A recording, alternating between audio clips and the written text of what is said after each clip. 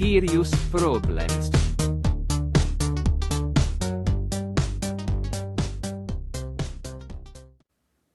Right, Mika, what's your scariest problem, mate?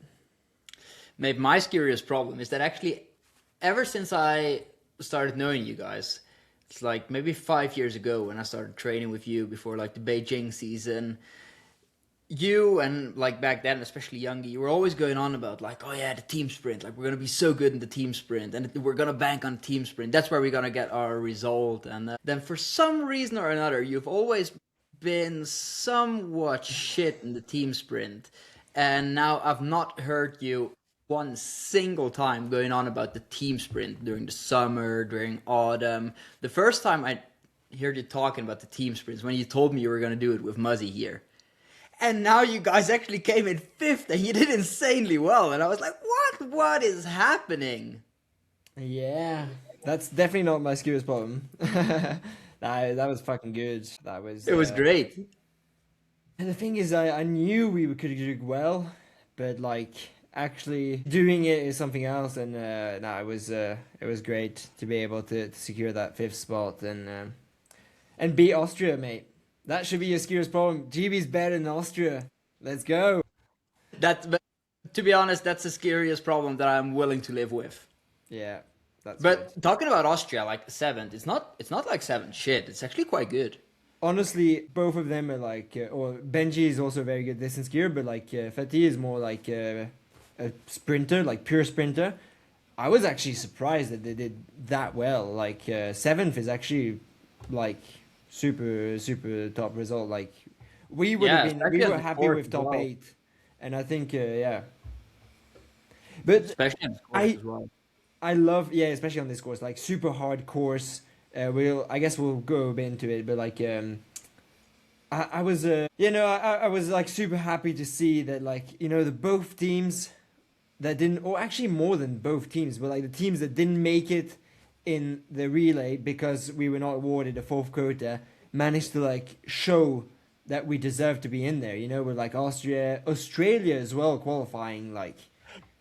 That's actually stop right there. What's wrong with Australia? What happened to Lars Youngvik? And then also Hugo. Did Hugo even do a faster prologue, I think, than Heggard, or a similar prologue than Heggard? But at least like Lars. What the hell? Where did that come from? Yeah, but that's the thing. We're going to be all over the place because we're so excited. But like, that's the thing with Lars. I think he's been on that level the entire time. Like that's the level he was in last year at the end of the season, and he's just been like underperforming this first half of the season, and then now he did his first leg. He was 4th after the first leg, and then I think he must have ended up in 11th or 12th, and that's like insanely good result. Like 6 seconds back Clabo, when Clabo wins with 2 seconds. That's like good enough to qualify in the World Cup for sure. Yeah. And seeing them in the finals, the Australian team, when I know they've been working so hard, especially for that team sprint. I know like that the Australian Olympic committee, committee has been investing money into them because of that team sprint, and the fact like boom they managed to like really perform well. It's really nice to see as well. It's great. To be honest, it was like this team sprint, both the men's and the women's race. It was like some of the most exciting racing I've been watching the entire season on television. Yeah, also like, I mean, should we talk, is anything interesting happening in the women's qualification? I think the qualification for women's was pretty... Yeah, come on, mate. Jonna Sundling winning the qualification with 7 seconds over Jessie Diggins and 9 seconds over 3rd spot. That's insane. Like, what? It's insane, but it's a 3-minute 10 prologue, or it was for the women, and she has done stuff like that before. So that's not, this is not the first time that happens. What did she win with in Trondheim last year? It was an insane margin as well, no? It was ridiculous as well, I think. But she's just like skate prologues. She is just so much better than everyone. Yeah, but there's also a difference in skate prologue. That's like one thing, but especially skate 3, like paddling up that long hill, that Sortie climb. Like, honestly, and I feel that like Jessie, she is actually offsetting insanely well Then Jasmine Jönsson, she is really good in offset. But Jonna Sundling, it's different. It's just different. It's from another planet. She just goes so much faster up that hill than anybody else. It's actually wild.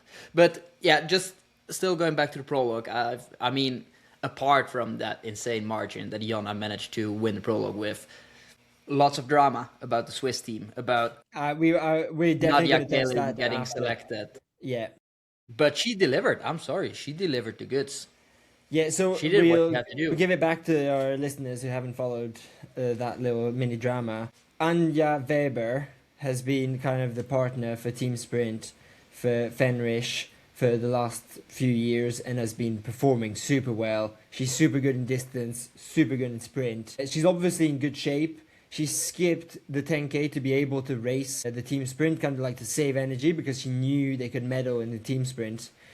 And I want to say it was deserved for her to go the team sprint because like that's been the team for many years and they've performed super well and they've done like I think she kind of deserved to be on that team. She knows how to do heats well, but then it's a really hard course and Nadia Kalin has been obviously in insane shape. And then it paid off. That's the thing. But the thing is, but that's also, Jimmy. Like, this is why you need experienced coaches on your team, because like this is a hard decision to take. But the course in Val di Fiemme, it's not like every other sprint course. The team sprint here, it's not like any other team sprint. Like you have to go up in the finals, the Zorzi climb 3 times in a row, which is like what, a 45, 50 second climb from bottom to. So it's like there does somewhat of distance capabilities do come in handy there. Yeah.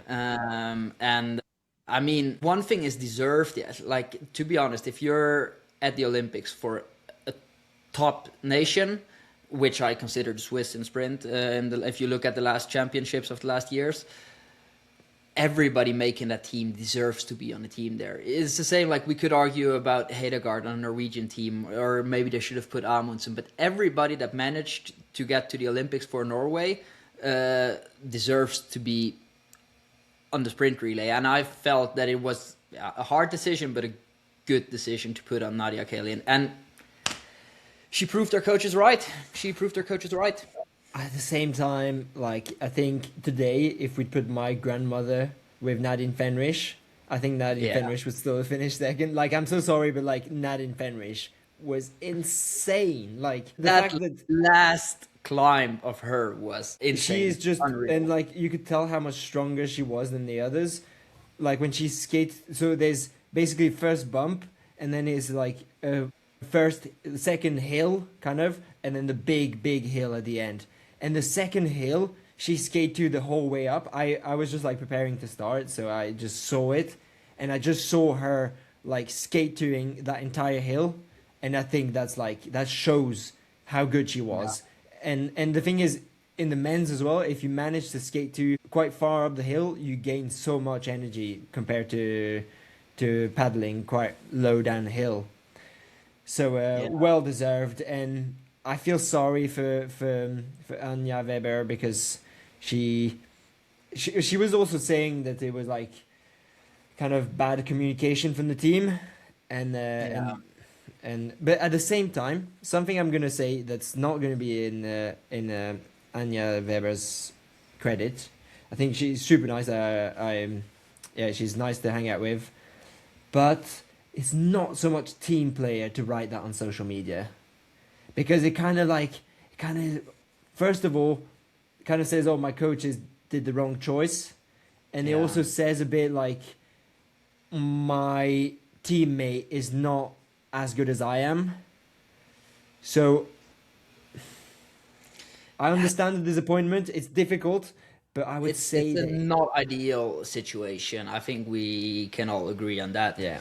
But at the same time, it is like, I mean, you're frustrated. I do get where she comes from, especially if she's talking about bad communication. I think that's actually a problem in a lot of federations. Yeah. or not only federations, but I think generally in every aspect of life, bad communication is not helping so much. Yeah. At the same time, it's when usually if you're super frustrated, don't go on social media. It's not gonna it's not gonna benefit you, and it's not gonna help you. So, And the yeah, but federation's gonna hate you for it. people are gonna hate you for it, and it's like I get where she's coming from because I can feel her pain. Because, Yeah. like you said, the chances, like today with Nadine Fendrich, let's be honest, if Anja Weber would have been on the team instead of Nadia Kalin, they would have also gotten a medal. So it's Yeah, like, for sure. it's for me that's the same situation as when you look at the Norwegian men's side. They leave Amundsen Mate. out for the relay. They leave Amundsen out for the team sprint. I think he should have been in for at least one of those two, maybe even for both. But that's just my opinion. And since the team's so strong, it doesn't really matter because, like, honestly, if they put up me with my prologue of Goms, which was really bad, then we would have still been in with Clabo and we would have still made gold because Clabo is just so much better than anyone else. Yeah. But And I felt that's what it was for yeah. But like it's the same today. Jules Lapierre in the relay. Like it would have been understandable if he complained on social media. But I don't know exactly what happened, but like I think it's often better to not say anything and like internally discuss it. But And then if you discuss understand it, and if it's occurring multiple times by the end of the season, I do feel that at some point you just want to make yourself being heard, because it's so frustrating when you're not being heard. Yeah. But yeah, maybe the timing wasn't ideal. It's but But the thing is, I cannot sit here and judge her on that so hard, because I know where she's coming from. Like I think we can all feel the pain when not a certain but a somewhat certain medal has been taken away from you. yeah, for sure. But third on podium, mate, Germany. I was standing in front of the television and I was actually shouting at my television. I was like, come on. It was so good to see, especially since I feel that both Laura and Coletta have not had the best Olympics so far. I think they didn't get the best out of themselves in the sprint. They got unlucky in the fourth position in the relay, especially Laura there. And then they bounced back. They actually come in with their medal here, and it's so deserved. I think both Laura and Coletta, they are among the top 5, top 6 sprinters, female sprinters of the last 2 years, maybe not last 3, but maybe 2 years. And yeah, it's so deserved. I was so happy to actually see them. Yeah, no, it was cool, and like we had talked about it in the podcast with Coletta, and I knew that course could be really good for them, and it was really nice to see. I was a little bit afraid. A little bit afraid for the long climb with Coletta. I was like, exactly. I'm not sure she likes it so much. Yeah, and apparently there had been some rumors that Germans were considering putting Pia Fink instead of Gimler. Luckily, they didn't. Yeah. But it was cool because I was behind. Oh, I saw Johannes Ridzek was in like the start area, and like he just when the finish happened, you could see that he was like he didn't know which way it'd gone, if it'd gone to Norway or to Germany, and he was just like kind of running around like sort of excited and like didn't really know what was happening. It was like kind of like really wanted to know, and it was like kind of cool to see. And then he was like kind of running to the finish, and like so yeah. That was really nice to see, and that's cool. Yeah. But Norway not on the podium. Times. And Sweden relegating everybody. I'm sorry, but that's just what happened. Yeah, but predictable, like. Also, but you know what I was a bit impressed about as well? The way that, like, obviously Jonna is, like, she skied so well. She was so good. I was also a bit confused. I was like, why are they putting Jonna up as first and not as second? But I was gonna whatever. say that. I was gonna say, I think they just wanted to drop people. But at the same time, it's like so much better to drop people on the last lap, because then you're sure you're gonna win. Definitely. But then I was super impressed by the way that Maya skied, because we were just mentioning how fast Nadine Fendrich went on that last skating lap. And like looking at the race on television, it looked a bit like Maya was maybe holding in a tiny bit for the first half of the loop to then actually start to accelerate on the Zorzi climb. And yeah, Fendrich did come closer, but at the end of the day, she was nowhere close to beating Maya. So I was also that impressed by the way Maya skied. Nah, for sure. What else should we say about the women's race? 6th place for Canada. That was a pretty good effort. I think we didn't really know where they could end up. Alison Mackey was first Olympics. Yes, did well. France 7th. That was also a good effort, like with 2 young skiers. Top 10 for Austria with not Teresa Stadlober on the team, which is kind of like, wow, they managed to do a top 10. Those 2 of them, it's wild. It's really impressive. Yeah, no, that was really impressive. Yeah. One thing, mate. Yeah. We were talking about Lars Youngvik when I was so happy for him, cheering like on television. Yeah. You know what broke my heart today? Phoebe Cridland. What happened?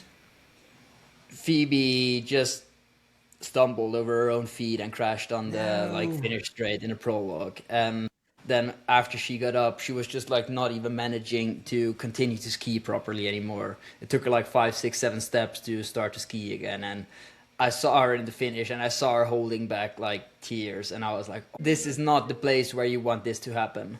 So Phoebe broke my heart today. It was painful to watch. Yeah, that's sad. Something else we should definitely talk about in the women's prologue. The dog.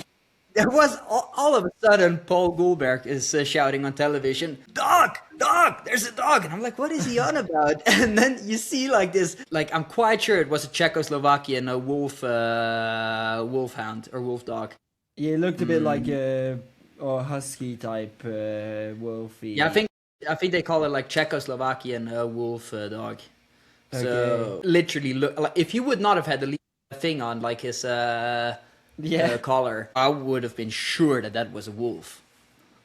But he was just loving his life because he was running after all these people, and you could just see, like whenever the camera filmed him, you could just see the pure joy in his eyes. Where I was like, "Oh, this is so much fun!" That's so good. Yeah, I was laughing lots. Right, enough about the women's race now, mate. How does it feel to be insanely good in cross-country skiing at the Olympics? Nah, it's good, but I feel like I haven't been able to show it so far because I didn't have the greatest grip on the classic sprint, crashed on the 10K skate, so it was like kind of my last hope. So it was nice to be able to show it. But mate, like the race was actually kind of a bit crazy because I think everybody was expecting Heggard to go really hard, and the thing is, Heggard didn't do a great prologue, so then I think he just got a bit scared. Yeah, and, it did look on television like his plan was kind of to just make sure he stays in the front, control it somewhat, and then try to just give it all he has on the last leg, which is actually what he did as well. But yeah. I wasn't concerned, but I was a little bit concerned because if you go at a pace that allows it for 10 to 15 teams to keep up with you, there's always the possibility of some fuck up somewhere with crashing, breaking poles. Whereas if you just go fast from the start, it's basically everybody's fighting for survival. And then you basically don't really have that problem so much. So I was a little bit concerned because there's always possibilities. But at the end of the day, if we just look at what it really was, they just controlled the race. Then Einar went quite fast up the last hill, gave it to Clabo on one. Then Gus did an insane pull where he actually closed the gap of like 2-3 seconds to Johannes. Then the most insane thing, the most bizarre thing of the whole race came. Last lap, up the Zorzi climb. Clabo, it's like he's pushing skate too, like at least a third, maybe even more, at least a third of the way. And you see Gus actually going hard and paddling hard in the skate 3 behind that, or skate 1 behind that.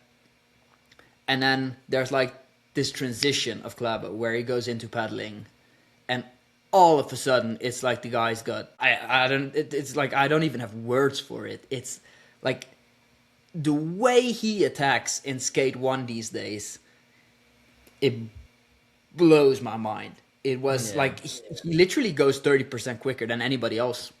It's like we're not talking about 1 or 2%. I actually think he goes 30% quicker than anybody else. Yeah. Yeah, no, that was nuts. Yeah. Oh, I didn't see it because I was racing. But yeah, and the thing is, what also is worth mentioning is that the French team, they had a plan of having Chapaz go first on the first lap, give the turn to Matisse in first, and then get Matisse to go really, really hard on the second leg to kind of get people tired.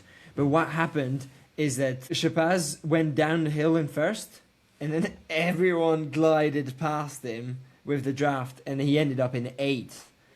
Give the turn to Matisse, and then broke Matisse's pole.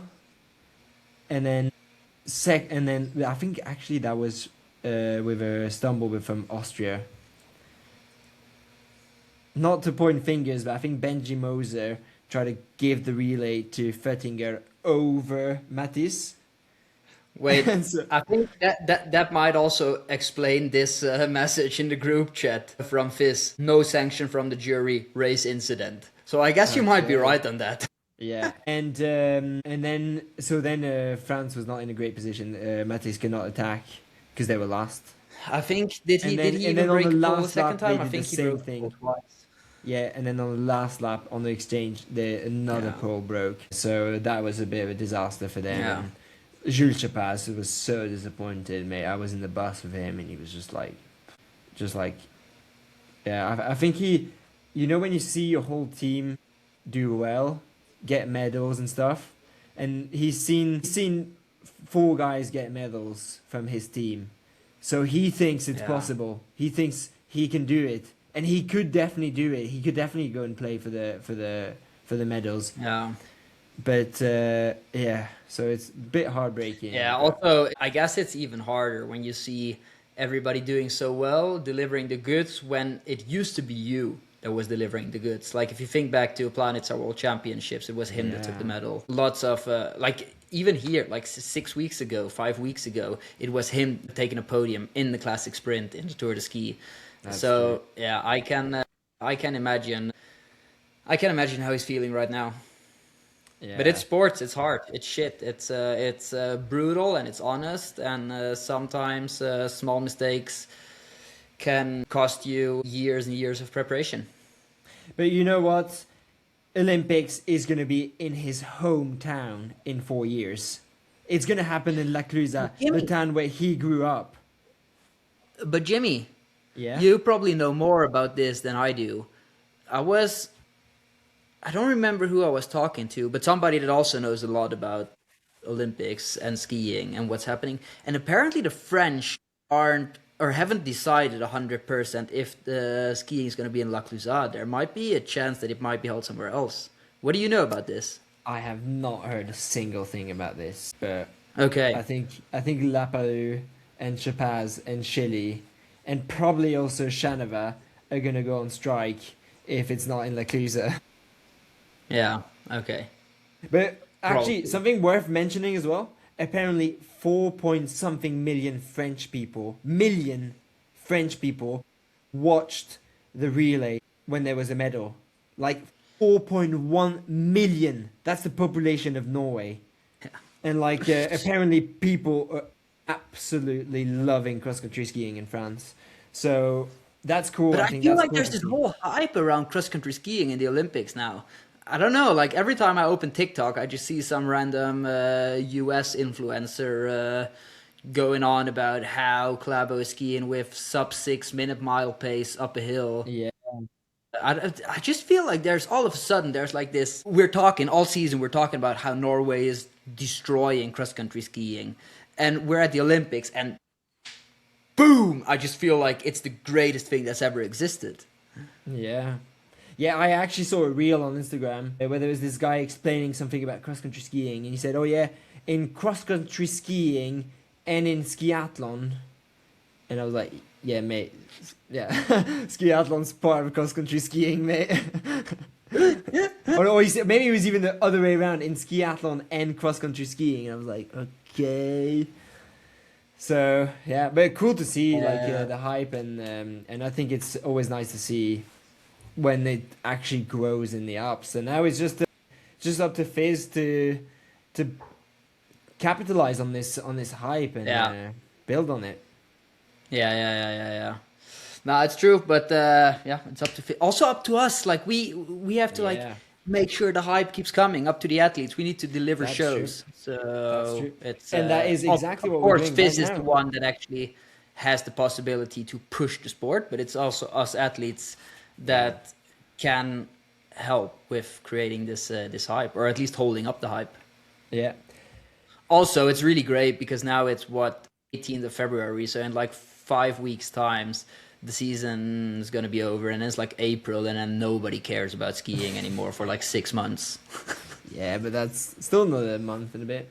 But mate, actually, I was gonna say there was one last thing I want to say, and you just touched it a little bit, is about not having Amundsen on neither the relay or the team sprint. Like we didn't talk about it so much in the previous podcast because for us it was obvious that if he was not selected for the relay, he was going to be on the team sprint. But no, they didn't. And I find that heartbreaking for Amundsen, to be honest. Like, he hasn't got a medal yet on these Olympics. And he crashed on the skiathlon. And he would have been top 5 for sure. He would have been top 4 probably even on the skiathlon. And then he was 4th on the 10K. And he didn't get selected for the team sprint and the ski. Yeah. And it's just like, you remember in Beijing, they selected Iversen for the relay as well. And he hadn't raced at all those Olympics. And then he got dropped on the first leg by whoever the Russian was going for the Russian team. And so they did it again. And he managed to give relay in first position, or in contact with the first position at least. Yeah. It's heartbreaking. Fair enough. Both you and I, we know Harald, and he is such a nice guy. He is actually a legend. You can't say he's not performed when the guy's been 6th and 4th in skiathlon and the 10K, and then it's like he is one of the people that because he's proven that he delivers in championships. So it was also a bit of a risk, I feel, not putting him up, but at the same time, it's what we said before. Like, honestly, Jimmy, if you would have raced with Clabo today, you would have been Olympic champion. Yeah, for sure. But, I think both on the relay and on the team sprint, Amundsen would have been the safe bet. Yeah. But anyway, they have their way of selecting the team, and it's also cool for Heggard because we both know Heggard, and he's a fucking legend as well. He's actually quite fun. So I mean, look at that guy. He's going home with a bronze and 2 golds. It's like, and then he goes to an interview and they ask him like, oh yeah, in the future, what are you gonna do? Biathlon or cross country skiing? He's like, oh, I actually haven't decided yet. So it's like, what a legend. And that dude is also like I feel like he's so humble and so nice and like. Yeah. I hope he stays like that, and I think he will. But I wonder if he's gonna join the national team because he must be getting an offer to go in the national team in spring. But we were talking about this. He must get, he has to get an offer. Yeah, surely. he has to get. Yeah. But we were talking about this with someone on the bus the other day, and maybe they'll try to teach him classic. They should try to teach him classic because it's not so much to race if you're only doing skate, especially as his sprinting is maybe just on the limit now, or he showed that he won the prologue in GOM, so his top level is definitely good, but 6 seconds today is, well, it could be good enough, but he needs to learn how to classic if he wants to do some races. I think because even if his classic becomes mediocre good, then in a Tour de Ski, which is where he could get lucky, and there could be let's say 2 skate distances, classic sprint doesn't matter, and a skate sprint, and then 1 classic distance in Val di Fiemme where it's snowing, for example. Yeah. Then you have the possibility of actually being oh wait, he could actually be winning the Tour de Ski then. Yeah, that's true. And now it's like he's never going to win the Tour de Ski because he'll never get to the Tour de Ski because they won't select it because he can't ski classic. But So also, like, come on, how difficult is it for an athlete to learn classic? Like, they do classic. It's just, or I don't know. He has the capacity. There's a difference for in it. doing classic or actually being on World Cup level in classic, Jimmy. That's true. That's true. Like you've been insanely good in skate sprints, and yet you've qualified once in classic 5 years ago. Mate, why are you so mean? No, but I'm just saying it's Yeah, I know, but I'm a. being the best in one thing does not automatically mean that you're going to be good in the other one as well. Yeah, but I'm not the best in skate sprint. I'm good in skate sprint, but I'm not the best. He is the best in skate distance. Yeah. Like, it doesn't like I'm just my body's not made for classic for some reason. But lots of people. Maybe his is neither. Yeah, maybe, but if he doesn't try, he'll never know. Yeah, that I actually agree with you. Yes, very true. Right, we've rambled on for quite a while now, but Yeah. I think it was good fun. If you guys think we've missed anything, let us know. Leave us a comment. Also, most important, leave us a comment where you say, Jimmy, you fucking legend. You're 50 in the Olympics. Yeah. Leave us a little like. And also, mate, I'm going home from the Olympics tomorrow. So we'll do a debrief on Sunday, but it will not be from Italy. Yeah. No class 50K for you? No 50K for me. I think better to kind of focus on the rest of the season. There's like 4 good weekends for me. So, yeah. Good times. Cool. Right. Peace and love. Ciao, ciao. Ciao.